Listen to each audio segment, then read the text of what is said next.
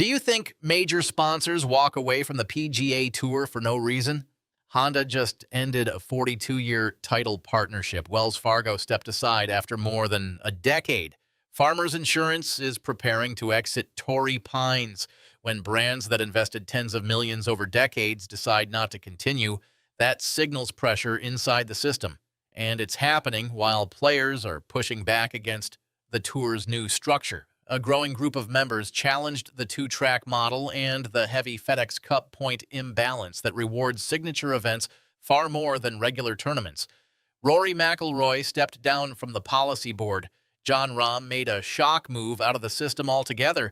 Even Scottie Scheffler's ability to play certain events became part of the debate. That combination was what sponsor uncertainty and star resistance, what reinforces one uncomfortable headline. The PGA Tour is under strain. So what actually triggered this shift? Was it financial strategy, player frustration, or leadership decisions that changed the balance? Share your view in the comments, and if you want clear breakdowns of golf's biggest power moves, make sure you're subscribed, because this situation isn't surface drama, it's structural. Now, look at the pattern from the outside. Honda didn't just adjust a marketing budget. It ended a 42-year title run at the Honda Classic, the longest continuous sponsorship in PGA Tour history. Wells Fargo stepped away after 13 years tied to one of the tour's most recognizable stops. Farmers Insurance, which backed Torrey Pines for 17 years, announced it will exit after 2026. At the same time, Rocket Mortgage has shown hesitation about fully committing under the new structure. Individually, each decision can be explained. Companies reevaluate, contracts expire, priorities shift. But when multi-decade sponsors disengage within the same competitive window, it stops looking isolated. One company leaving is business. 3 is a signal. These brands invested because tournaments delivered consistent star power, reliable ratings, and premium hospitality value. When the competitive landscape changes, their return calculations change with it. Sponsors don't need public controversy to react. They watch field strength, visibility, and long-term stability. And that signal didn't come from poor ticket sales. It came from players who felt the system had been rewritten against them. The backlash wasn't loud at first. There was no press conference, no public boycott. What happened was quieter and more calculated. A group of mid-level PGA Tour players circulated a formal petition requesting a special meeting to address concerns about the new competitive structure. Conversations that used to stay private started organizing behind closed doors. The frustration centered on 3 core issues: a steep FedEx Cup points imbalance favoring signature events, the reduction of the player impact program from $100 million to $50 million, and what many viewed as a system increasingly built around a protected elite tier. This wasn't just about prize money. It was about access, opportunity, and long-term viability for players outside the top bracket. Rory McIlroy, stepping down from the policy board, added weight to the tension. While he cited personal reasons, the timing reinforced the sense that leadership and membership weren't fully aligned. Then came Jon Rahm's departure to LIV, a move that sent a different kind of message. Whether framed as financial or philosophical, it symbolized that even premier talent was willing to step outside the structure. Players wanted answers. They wanted clarity on direction, but what were they so angry about? Because when the numbers behind the new system were exposed, that's when everything detonated. At the center of the controversy was a structural shift that changed how the PGA Tour operates. The proposed model effectively created 2 competitive lanes. Track 1 consisted of signature events, limited fields, elevated purses, and significantly higher FedEx Cup point allocations. Entry into these tournaments was largely performance-based, but once inside, players gained repeated access to the biggest stages. Track 2 included the remaining regular events operating with standard purses and reduced point value. On paper, it was a strategy to guarantee star participation and strengthen broadcast appeal. In practice, many members saw something different. Players outside the signature tier felt sidelined. They weren't just missing bigger checks. They were losing access to the very events that shape rankings, playoff positioning, and sponsor visibility. Revenue potential narrowed, pathways upward tightened. The competitive ecosystem began to feel segmented. Same tour, two classes. Supporters argued it rewarded excellence. Critics believed it entrenched hierarchy. The tension wasn't only about perception, it was about trajectory. Who gets repeated exposure, who falls behind, and how difficult it becomes to break through once the gap widens. But it wasn't just structural, it was mathematical. And the math is what made this impossible to ignore. Here's where frustration turned into numbers players could point to. Under the revised allocation model, a fifth-place finish at a signature event delivered roughly 272% more FedEx Cup points than a fifth-place finish at a regular tournament. Same position, same performance relative to the field. Completely different season impact. That gap doesn't just affect one leaderboard. It shapes playoff qualification, job security, endorsement leverage, and long-term status. Players trying to climb the rankings suddenly faced a steeper mathematical wall. If you weren't already inside the signature rotation, earning your way in became significantly harder.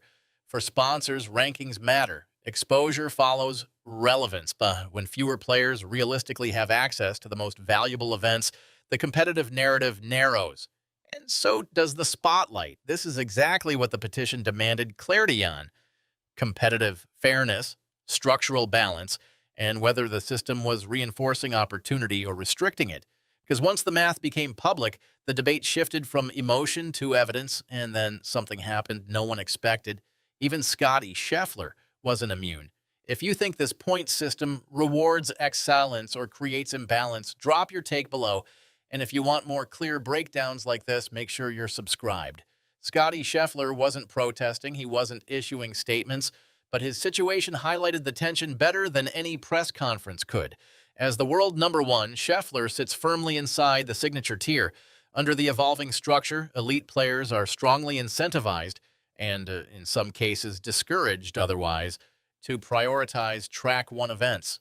The message is clear. The biggest names belong on the biggest stages. But golf isn't built only on prestige stops. It's built on tradition.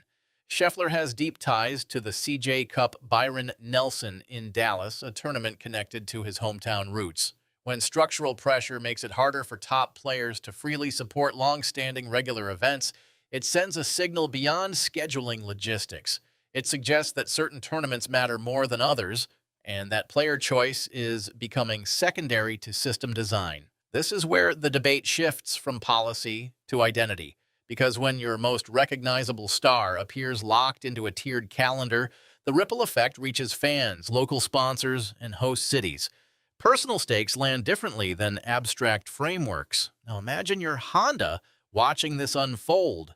To understand why the PGA Tour moved this aggressively, you have to look at the external pressure that forced its hand.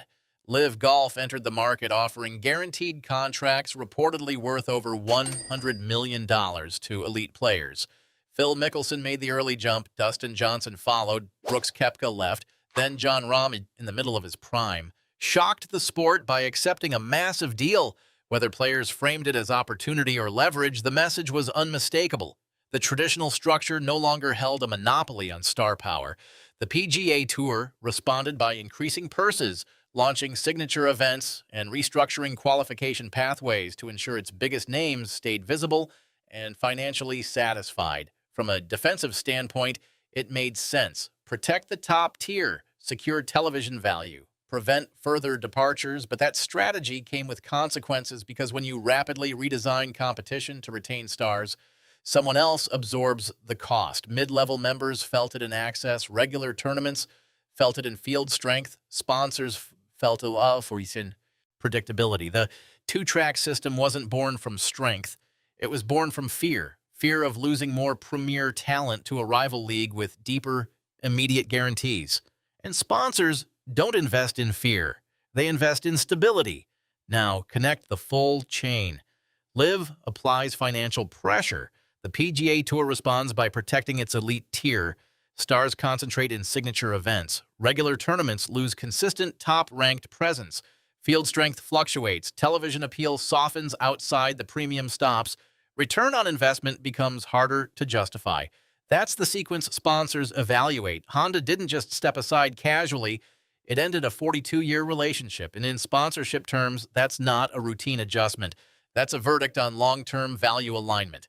Wells Fargo's 13-year run concluded in the same competitive window. Farmers Insurance, after 17 years at Torrey Pines, is preparing to exit after 2026. Meanwhile, Rocket Mortgage has reportedly expressed hesitation about the cost structure tied to non-signature events. Estimates suggest a Track 2 title sponsorship can run between $12 and $15 million annually. If the field composition feels unpredictable, that pricing becomes difficult to rationalize. Sponsors don't react emotionally.